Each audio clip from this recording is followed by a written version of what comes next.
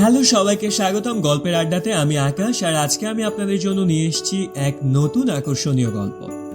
এখানে আমরা সব ধরনের গল্প বলি, কখনো হাস্যরস, কখনো প্রেম, আর কখনো এমন কিছু যা আপনাকে অবাক করে দেবে। আজকের গল্পটা এক প্রেমের কাহিনী, যেখানে ভুল সময়ে ভালোবাসা আসে। কিন্তু কখনো কি ভেবেছেন সঠিক সময়টা আসলে কখন? আজকের গল্পে এই প্রশ্নের উত্তর মিলবে। এভাবে আমাদের সব গল্প উপভোগ করতে চাইলে চ্যানেলটি সাবস্ক্রাইব করে রাখুন আর বেল আইকনটা প্রেস করে রাখুন যেন নতুন ভিডিও মিস না হয়। গল্প শুরু হচ্ছে ভুল সময়ে ভালোবাসা। নীলা এবং রোহান প্রথমবার দেখা হয় একটি ছোট্ট পার্কে। নীলা সকালে হাঁটতে বেরিয়েছিল আর রোহান ছিল সেখানে ছবি তুলতে। এক মুহূর্তে তাদের চোখে চোখ পড়ে। নীলার মনে এক অদ্ভুত অনুভূতি জেগে ওঠে, ঠিক যেন এক পরিচিত মুখ। রোহানও তেমনই অনুভব করে, যেন তারা আগে কোথাও একে অপরকে দেখেছে।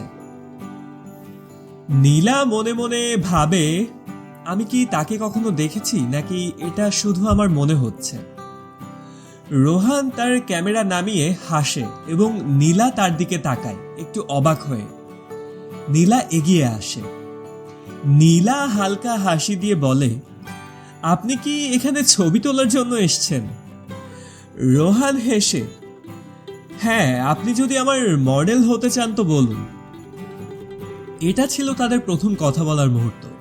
যদিও কিছুটা অস্বস্তি ছিল, তবুও একটি অদ্ভুত টান ছিল। তাদের মধ্যে কোনো কিছু ছিল যা ভাষায় প্রকাশ করা সম্ভব ছিল না। হঠাৎ করেই দ্বিতীয়বার তাদের দেখা হয় কিছুদিন পর এক শহরের ব্যস্ত রাস্তায়। নীলা তখন তার কাজে যাচ্ছিল আর রোহান ছিল তার এক বন্ধুর সাথে দেখা করতে।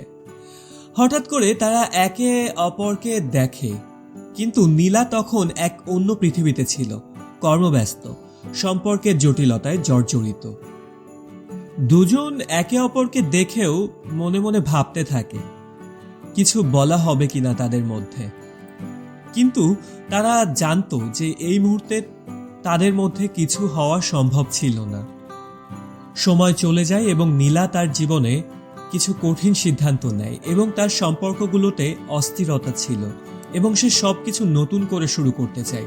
একদিন নীলা সোশ্যাল মিডিয়ায় রোহানের একটি পোস্ট দেখে, যেখানে সে ভ্রমণের ছবি শেয়ার করেছে।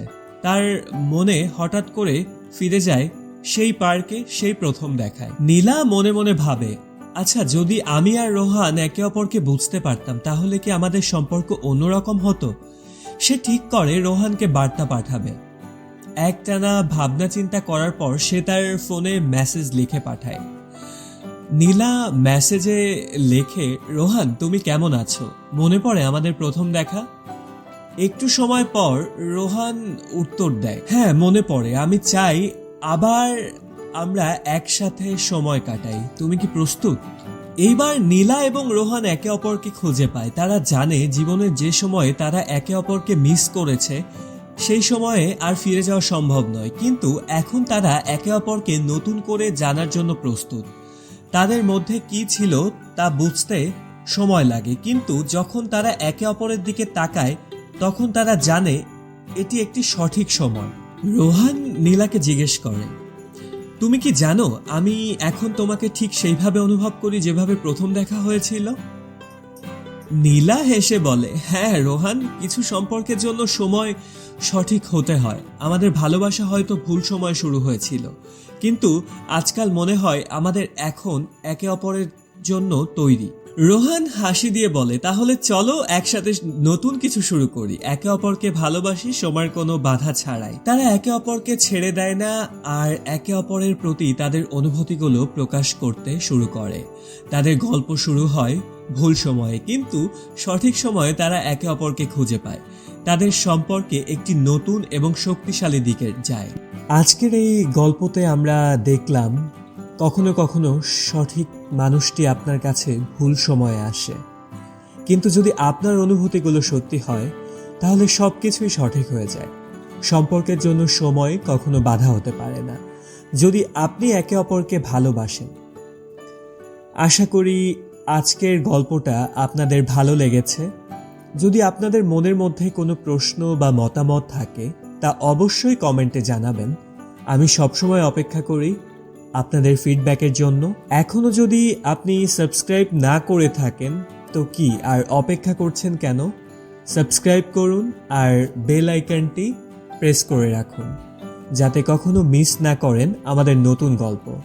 ধন্যবাদ আপনাদের ভালোবাসা ও সমর্থনের জন্য। আর দেখা হবে পরের ভিডিওতে। ততদিন পর্যন্ত গল্পে ডুব দিন এবং সব সময় ভালো থাকুন।